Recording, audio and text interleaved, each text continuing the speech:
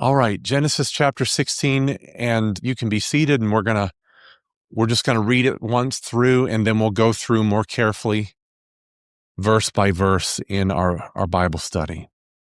Now Sarai, Abram's wife, had borne him no children. She had a female Egyptian servant whose name was Hagar. And Sarai said to Abram, "Behold, now the Lord has prevented me from bearing children. Go in to my servant, and it may be that I shall obtain children by her." And Abram listened to the voice of Sarai. So Abram, are you able to get it up there on screen? Abraham, it's Genesis 16 and verse, let's start with verse 2 again. Sarai said to Abram, "Behold, now the Lord has prevented me from bearing children. Go in to my servant, it may be that I shall obtain children by her." And Abram listened to the voice of Sarai. So after Abram had lived 10 years in the land of Canaan, Sarai, Abram's wife, took Hagar, the Egyptian, her servant, and gave her to Abram, her husband, as a wife. And he went in to Hagar, and she conceived, and when she saw that she had conceived, she looked with contempt on her mistress. And Sarai said to Abram, "May the wrong done to me be on you. I gave my servant to be to your embrace, and when she saw that she had conceived, she looked on me with contempt. May the Lord judge between you and me." But Abram said to Sarai, "Behold, your servant is in your power. Do to her as you please." And Sarah dealt harshly with her, and she fled from her. The angel of the Lord found her by a spring of water in the wilderness, the spring on the way to Shur. And he said, "Hagar, servant to Sarai, where have you come from, and where are you going?" She said, "I am fleeing from my mistress Sarai." The angel of the Lord said to her, "Return to your mistress and submit to her." The angel of the Lord also said to her, "I will surely multiply your offspring so that they cannot be numbered for multitude." And the angel of the Lord said to her, "Behold, you are pregnant, and you shall bear a son. You shall call his name Ishmael, because the Lord has listened to your affliction. He shall be a wild donkey of a man." That just makes me smile. I don't think Hagar smiled about it, though. I'd hate to be described that way. You wild donkey of a man. His hand against everyone, and everyone's hand against him. He shall dwell over against all of his kinsmen. So she called the name of the Lord who spoke to her, "You're a God of seeing." For she said, "Truly, here I have seen him who looks after me." Therefore the well was called Beer Laho Ra'ai. It lies between Kadesh and Berib. And Hagar bore Abram a son, and Abram called the name of his son, whom Hagar bore, Ishmael. Abram was 86 years old when Hagar bore Ishmael to Abram. That's the word of the Lord. And we've finished a few weeks ago. We finished Genesis 15. So now we're on to 16. And Genesis 15 is a real high point for Abraham. For ease of use, I'm referring to him as Abraham, not Abram. He hasn't had his name lengthened yet, but we know him as Abraham. And Abraham in chapter 15 receives a great promise. Chapter 14, he acted like a hero, a legend, taking on by himself, taking on 5 armies and defeating them. But there's a low point here. The hero of the Bible is not any one man. It's God's the hero of the Bible. He's the only one who's perfect in the Bible. And the Bible is not afraid, not for 1 minute, to show all of the problems that people have, even great men and women of God. They have high points and low points. But God's the one consistent person throughout history. Everyone else, we're up and down. And so we get to see Abraham at a particularly low point right here. All right, this chapter, really, though, it's not just about Abraham's failure. It's about Sarah's failure. Abraham had a major failure at the end of chapter 12, just after having obeyed God and followed God's voice, getting up out of his father's country and leaving everything behind and following God's voice. You think it's going to be this great ascent higher and higher, but for Abraham, even then, he has failures along the way. In fact, at one point, he ends up lying that Sarah is his sister. So he does this in order to spare himself. The Egyptians, he's afraid once he goes into Egypt, he's afraid that the Egyptians are going to see how beautiful his wife is and then kill him and take her. And so he makes up this story, or at least he tells a half-truth. He says, when they ask, tell them that you're my brother, so they'll spare me. And they might take you, but they'll spare me. And they did. They spared him and they took her. And then God is extremely angry about that whole arrangement, that Abraham didn't trust him enough to defend him. Instead, he resorted to lies. Instead of, again, trusting in God, he resorted to a very human measure, which was lying to spare himself. And so there's Abraham's failure, and he has a couple more along the way. But this chapter, really, it focuses upon the failure of Sarah. Okay? All right, so let's go verse by verse. Now Sarai, Abraham's wife, bore him no children. She had a female Egyptian servant whose name was Hagar. It's possible that when Sarah and Abraham went down into Egypt on that first occasion, remember, Pharaoh takes Sarah into his harem, and then God wakes him up in the middle of the night and says, "You're a dead man. You better not touch her and send her back." So he wakes up in a sweat and he gets a hold of Abraham. He says, "Why did you lie to me? Do you hate me? Your God came after me last night. I would have preferred you tell me the truth." And then he's so scared that he weighs Abraham down with riches. So Abraham entered into Egypt, a vagabond, starving, and he went down there for food, and he leaves Egypt, having lost his wife at first, but given his wife back, and then he's made a rich man. So probably Sarah acquired this maidservant as part of the compensation, and her name's Hagar. And verse 2 says, "And Sarah said to Abram, 'Behold, now the Lord has prevented me from bearing children. Go in to my servant, Hagar. It may be that I shall obtain children by her.'"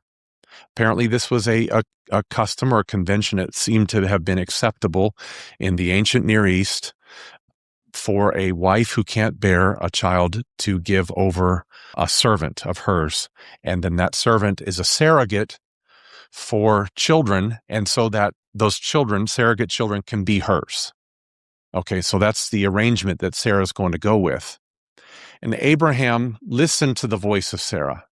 So after Abram had lived 10 years in the land of Canaan, Sarah, Abram's wife, took Hagar the Egyptian, her servant, and gave her to Abraham, her husband, as a wife.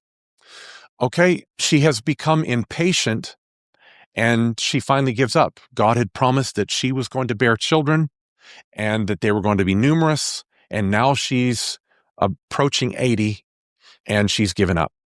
Who wouldn't, right? Abraham was apparently content to wait for God at this point, but she takes matters into her own hands and turns to the customs of the surrounding nations. It's okay, according to the customs of the nations, to have this kind of arrangement. Again, here's a servant. She's going to become your wife, and she's going to be a surrogate for children. Okay, I think we have similar arrangements today, although they're, of course, very different. But we have artificial insemination, we have surrogacy going on today. So I guess we're coming full circle back to some of these things. And that's the arrangement that Sarah goes with. She's like, I'm not going to be able to do it. I'm not going to be able to have children. So here's my servant. She's going to give us children. Notice that she blames her maker for mismaking her. Look at verse 2. "Behold, now the Lord has prevented me from bearing children." All right, so she lays this at the Lord's feet, and of course it is. This is the Lord's doing. But she's basically saying, God has done this. He's promised me, but yet he hasn't taken care of this. He's prevented me from getting pregnant. So I'm going to figure a way out of this problem myself. And then look at this verse, the end of verse 2. Look what it says about Abram. And Abram listened to the voice of Sarah. Now, that doesn't sound like a big deal to you and me in the 21st century, but it's a really big deal going back 4,000 years. It's a deeply patriarchal society, and this is not the way families are conducted, the way business is done generally in the ancient Near East. The scripture says Abram listened to the voice of Sarah, and that's a red flag. Here's why it's a red flag. It's a red flag because God had told him what he was going to do. But now he's listening to her, even when she opposes what he said. All right, so that's a big red flag. But I want you to also notice that this is from the perspective of the writer of Genesis.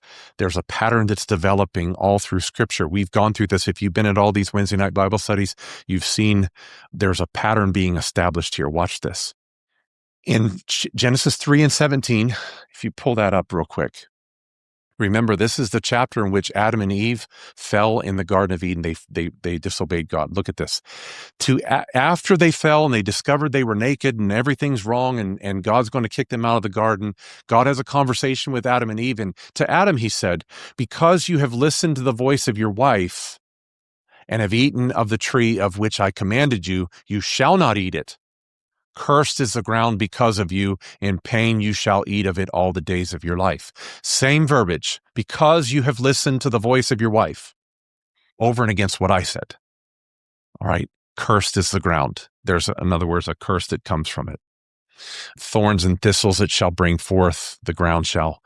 And you shall eat the plants of the field. By the sweat of your face you shall eat bread till you return to the ground, for out of it you were taken. You are dust, and to dust you shall return. Okay? All right. I want you also to notice the language that's used in verse 3. Let's pull that up in chapter 16, verse 3. Okay? So to wrap that little piece up right there, you have the moment where everything fell apart in the Garden of Eden.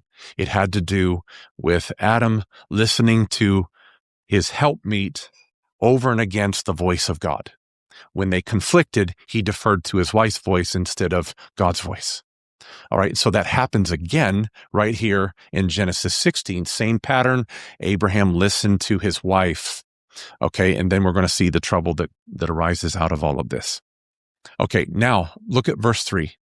So after Abram had lived 10 years in the land of Canaan, Sarah, Abram's wife, took Hagar, the Egyptian, her servant, and gave her to Abram to be his wife. Look at the verb there. Abram's wife, or Sarah, Abram's wife, took Hagar and gave her to Abram.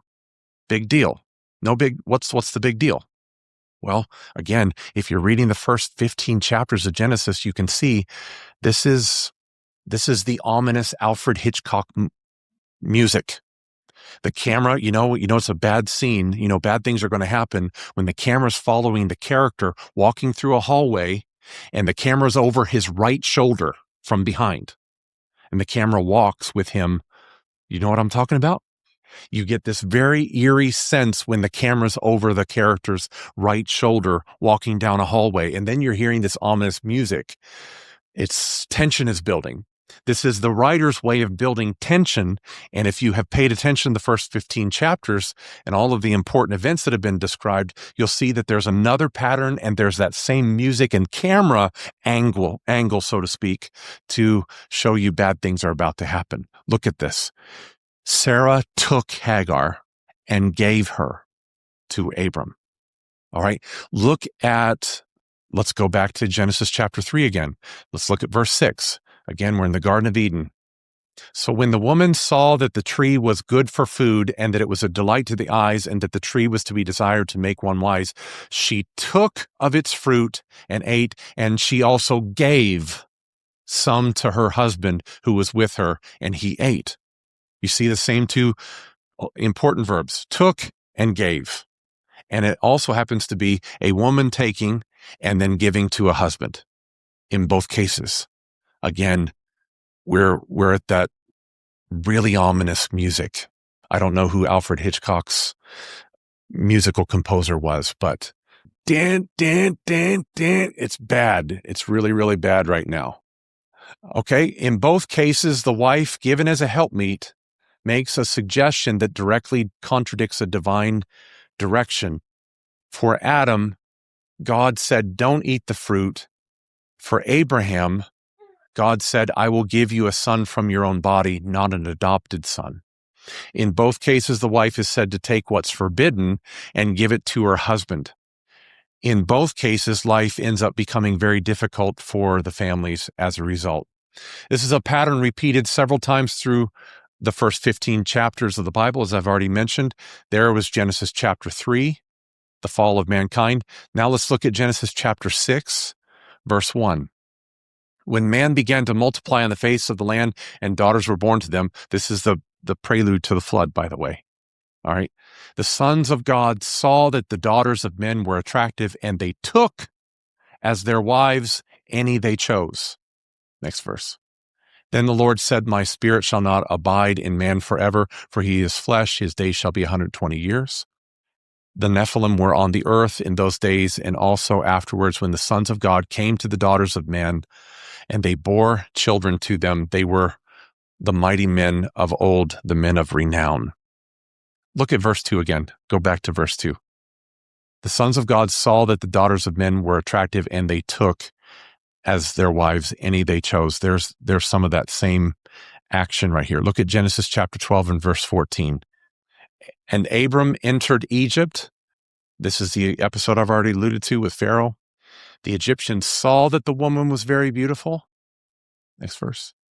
And when the princes of Pharaoh saw her, they praised her to Pharaoh, and the woman was took into Pharaoh's house. Next verse. I'm sorry. We already have the took and gave. Now look at Genesis chapter 9. Here's a curious variation on the pattern. Verse 22. This is the strange episode after Noah's Ark, after the flood. You have this incident where Noah's drunk, and apparently he's naked, and one of the sons starts making fun of him. Okay, verse 22, and Ham, the father of Canaan, saw the nakedness of his father and told his two brothers outside. Then Shem and Japheth took a garment and laid it on both their shoulders and walked backwards and covered the nakedness of their father. Okay, this same verb keeps on showing up in all of these scenes. In this case, Shem and Japheth do something good with the taking. Okay. There's also a curious turn of phrase back in chapter 16 in the story of Abraham and Hagar. Normally it's said that a woman's father gives her to be married to a man, as we'll see is the case with Rebekah and Rachel later on. But here it's Sarah giving Abraham a wife.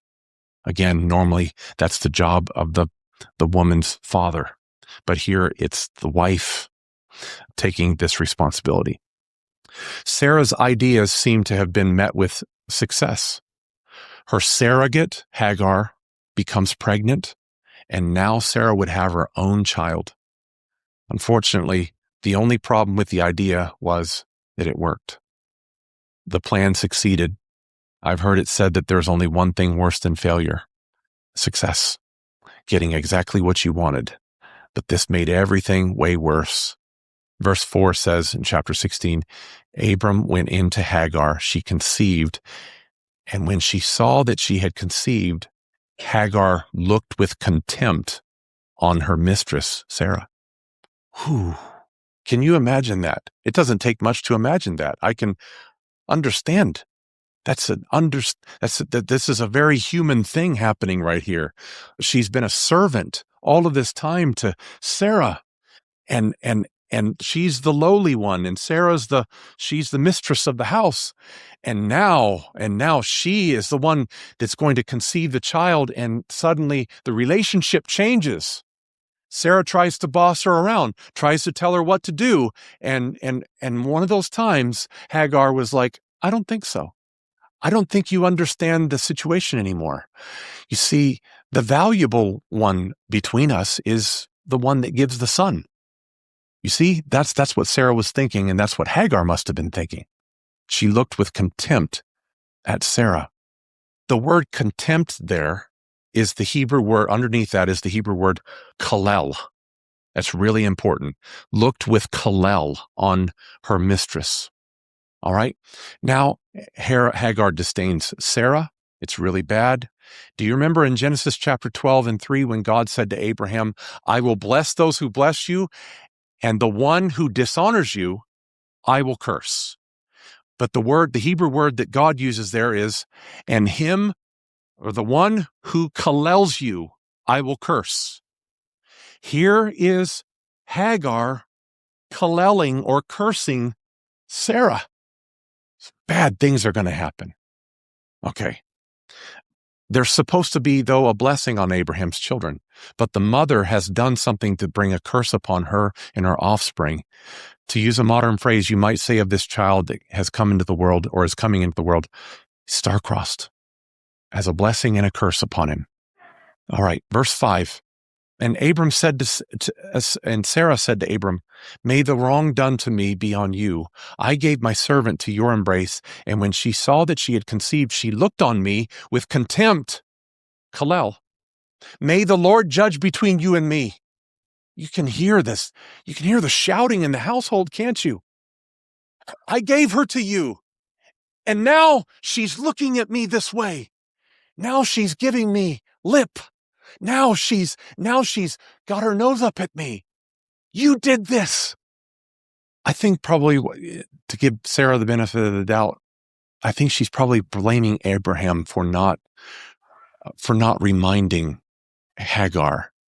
Sarah's still my wife. She's the one I married. She's the one I cherish most. I think that's probably what Sarah's probably blaming Abraham for here. All right. But Abram said to Sarah, behold, your servant is in your power. Do to her as you please. Then Sarah dealt harshly with her, and she fled from her. I need to introduce you to one more Hebrew word. The word that's translated harshly here is the Hebrew word aneh. That is, Sarah dealt harshly with her in the sense that she humiliated her. And Hagar takes off running. She flees. Sarah blames Abraham. Remember that when God questioned Adam, he blamed his spouse. Okay. Now Sarah's blaming Abraham, and blame always happens after there's somebody crosses God's word, trespasses against God's word. And Sarah humiliates Hagar in return, and she fled, which is the same term used in the book of Exodus to describe Israel fleeing from Egypt. And there are several instances of men running from a would-be murderer in 1 and 2 Samuel. Flee. All right, Hagar took off running, presumably for her life in some sense. Sarah is so angry with her. And then it looks like she's out of the picture. Hagar's gone, and Sarah's probably thinking good riddance. And Abraham, he's probably relieved in some sense too that there's not going to be tension, but he also knows that he's now lost a son, or a child at least. And verse 7, God hasn't forgotten about her though. Might be out of the picture for Abraham and Sarah, but not out of God's picture. The angel of the Lord found her by a spring of water in the wilderness, the spring on the way to Shur. All right, let me talk to you for a few minutes about the angel of the Lord. It's not just referred to here as an angel or one of God's angels. It's very specific, an angel of the Lord. Can you pull that up, Stephen, in King James? Same verse, the angel of the Lord found her by a spring. Okay, King James keeps the tradition of capitalizing Lord when there's a reference to the divine name of God, Yahweh, underneath. Okay, so it's literally in Hebrew, it's the angel of Yahweh found her by a fountain. Okay, this in Hebrew is Melech Yahweh. the angel of Yahweh. Very special figure we're dealing with here. It's mentioned 58 times in the Old Testament. And in most instances, the angel is taken for a man at first, but by the end of the encounter, he's understood to be God himself. All right, so whenever you see angel of the Lord, capital Lord, you might well be dealing here with God in human form. Okay, there are instances where that's not the case, and I'll talk about that here. Genesis chapter 18:2, you don't have to pull that up. Judges chapter 6, it's angel of God, angel of Yahweh, and then angel of God. It's mentioned 8 times. The angel of Yahweh should be understood to mean God himself appearing in human form to Hagar here. In Genesis 18, God appears as a man to Abraham near the oaks of Mamre, and Abraham serves him a meal. In Genesis 21, the angel of Yahweh appears again to Hagar, but this time from heaven, and she finally gets kicked out for good, but God again comes to her rescue. Then in Genesis chapter 31, the angel of Yahweh appears to Jacob in a dream to help him turn the tables on Laban. And most famously, in Exodus chapter 3, it's the angel of Yahweh that appears to Moses in the burning bush. Here's what the text says. Moses was keeping the flock of his father-in-law Jethro, the priest of Midian. He led his flock beyond the wilderness and came to Horeb, the mount of God. Then the angel of Yahweh appeared to him in a flame of fire out of a bush. And he looked, and the bush was blazing, yet it was not consumed. Then Moses said, I must turn aside and look at this great sight and see why the bush isn't burned up. And when the Lord saw that he turned aside to see, God called him out of the bush. Moses, Moses. And he said, Here I am. So we were introduced to it's an angel of Yahweh in the burning bush. And then a few verses later, it's God speaking out of the burning bush. All right. The angel of Yahweh brings a cloud down from the sky to protect the fleeing Israelites from the Egyptian armies later on in the book of Exodus. Okay. The angel of Yahweh appears to Gideon in Judges chapter 6 and in 2 Samuel chapter 24. In this case, the angel of Yahweh seems to be distinct from Yahweh himself.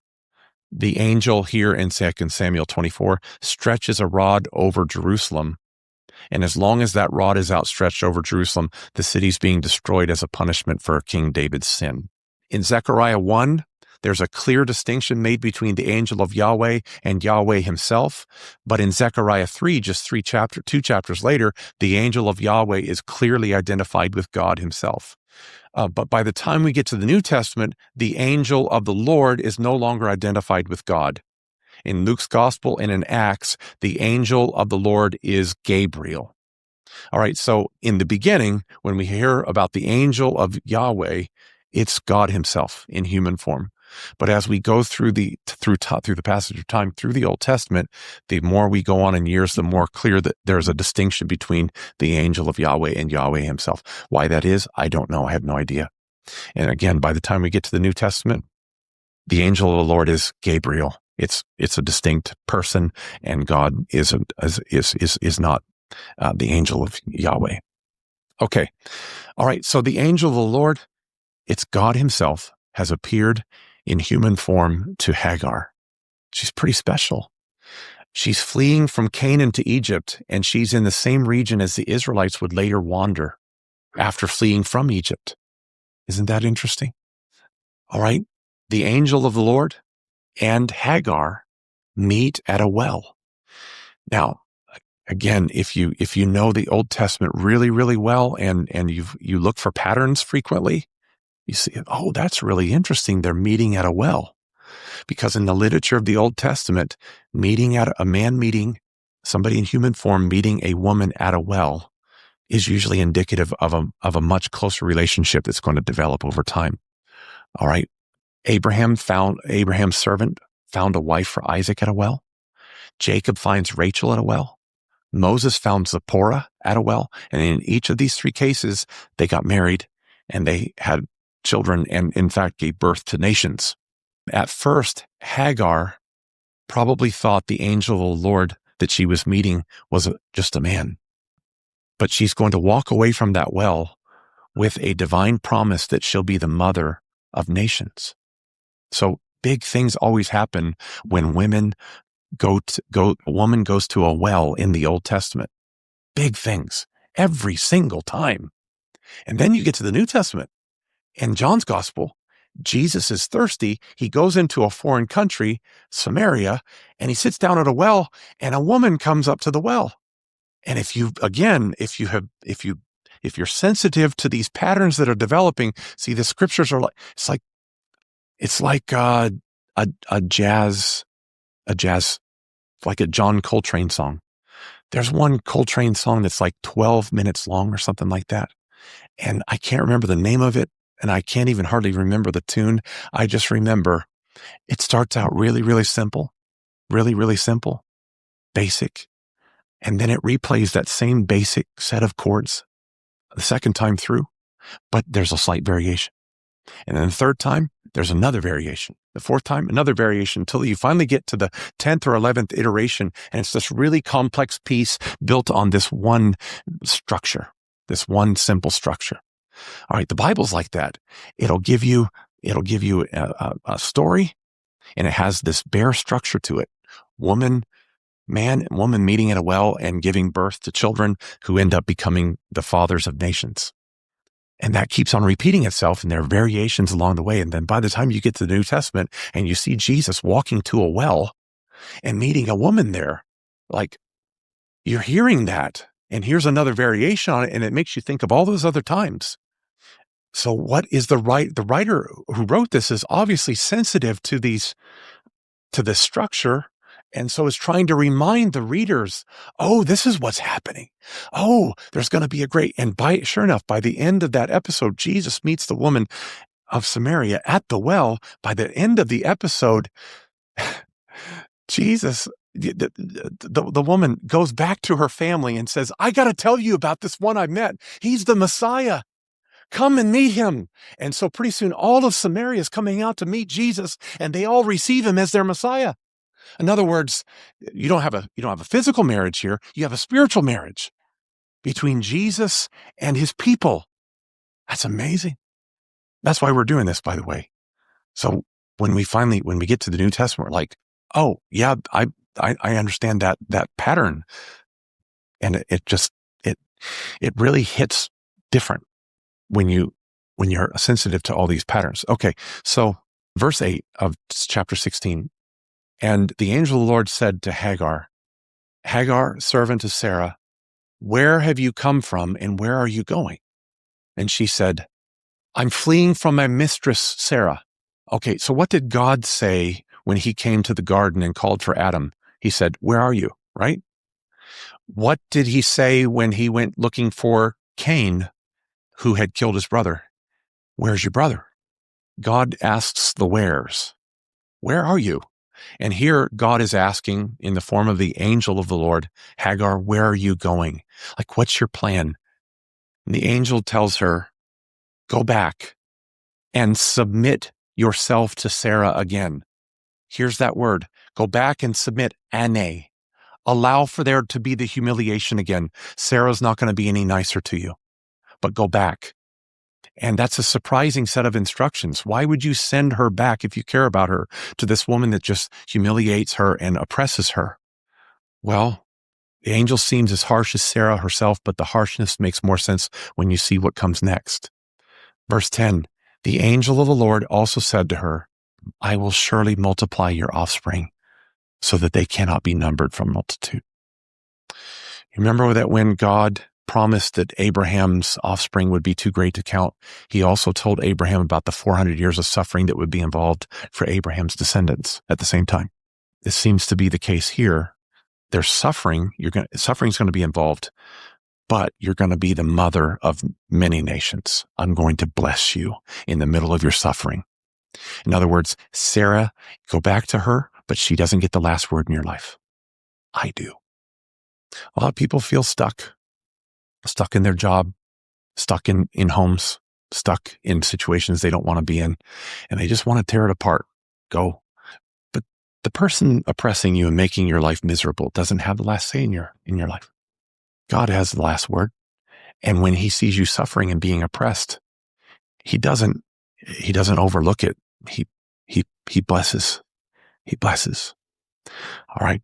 Angels are most often the prophetic voices announcing the birth of a promised child, like Isaac in Genesis 18, Samson in Judges 13, and Jesus in Luke chapter 1. The angel of the Lord said to her, "Behold, you're pregnant. You shall bear a son. You'll call his name Ishmael, because the Lord has listened to your affliction, your ane, your oppression, your humiliation. The Lord has heard it." Ishmael means the Lord has heard. And after giving birth to a boy, later on in the stories of Genesis, Leah says, "The Lord has seen my ane," oppression or humiliation. So she named her firstborn son Reuben. Remember, Leah was the overlooked wife, the plain wife compared to her sister Rachel. But God sent her a son, and she named him Reuben because the Lord saw her affliction. Hannah prayed at the altar for a child. She was childless too. And in her prayer, she said, "Lord, look down upon my ane, my humiliation." And God did. In Exodus chapter 3, we're told that the Lord looked down upon the ane of the Israelites, the humiliation of the Israelites, and then he decided to set them free.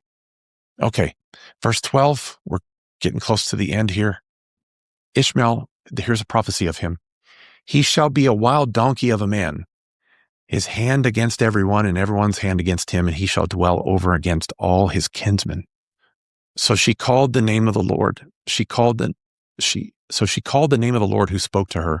"You are a God of seeing," verse 13. For she said, "Truly, here I have seen him who looks after me." Therefore, the well was called Beer Lahai Roi. It lies between Kadesh and Bered. Okay, the Hebrew is in the form of a question.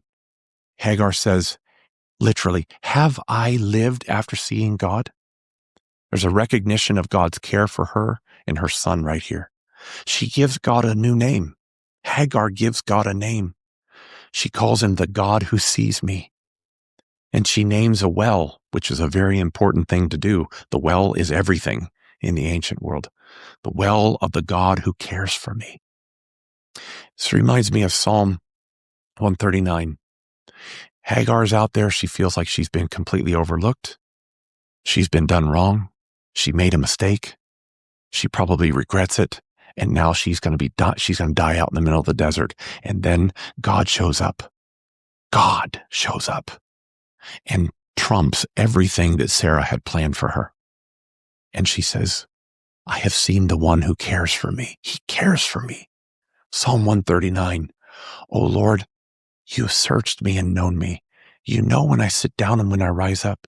You discern my thoughts from afar away. You search out my path and my lying down, and you're acquainted with all my ways. Even before a word is on my tongue, O Lord, you know it completely. You hem me in behind and before, and you lay your hand upon me. Such knowledge is too wonderful for me. Where can I go from your spirit? Where could I ever flee from your presence? If I ascend to heaven, you're there. If I make my bed in the grave, you're there. If I take the wings of the morning and settle at the farthest limits of the sea, even there your hand shall lead me, and your right hand shall hold me fast. If I say, surely the darkness shall cover me, and the light around me become night, even the darkness is not dark to you. The night is as bright as the day to you, for darkness is as light to you. For it was you who formed my inward parts. You knit me together in my mother's womb." Knit. Has your mother ever knit? You knit me together in my mother's womb. I praise you. I am fearfully and wonderfully made. Wonderful are your works, and that I know very well. My frame was not hidden from you when I was being made in secret and intricately woven in the depths of the earth. Your eyes beheld my unformed substance. In your book were written all the days that were formed for me, when none of them as yet existed. How weighty to me are your thoughts, O God. How vast is the sum of them. I try to count them sometimes, but they're more than the sand. When I get to the end, you're still there. Oh, those might have been the very words of Hagar. You didn't forget me. What I love about this story is people make these pretty big mistakes. They commit these sins. Sarah commits a sin by sending Hagar over to Abraham and ignoring God's word. She gets impatient. She loses trust in God. And Abraham, he sins in listening to her voice instead of God's voice. And then Hagar sins because she shows contempt and she lets her flesh get the better of her. And she starts giving it back to Sarah. And then Sarah sins again and sends her away, deals harshly with her. And it's just a big old viper's tangle. How do you fix this? You try to talk to this person over here, but they've got this problem. You talk to this person over here and fix it, but they've got this problem. They're pointing their finger over here. And then you talk to this person over here, and they're pointing so you got everybody pointing their guns at each other. You can't fix this problem. Nothing good could come from it, right? You think God's done. Everybody messed up. God's out of here. No, he's not. No, he's not. Boy and a girl, man and a woman make terrible mistake. Fornication. And then there's a child. They're not married. It's directly against the voice of God. Does God abandon the child? Oh, no, he doesn't. No, he doesn't. The angel of the Lord appeared to her by a fountain. You think God's done once there's been a mistake and he doesn't care anymore, but he does. You see, and then he fixes things. He makes things better. Marvelous. Thank you for not leaving us to our own devices. Thank you for not abandoning me when I've sinned. When I've done foolish things, you didn't heap scorn upon me. You forgave, and then you helped me. And you do this all the time. You're faithful, and we thank you. We love you. Amen.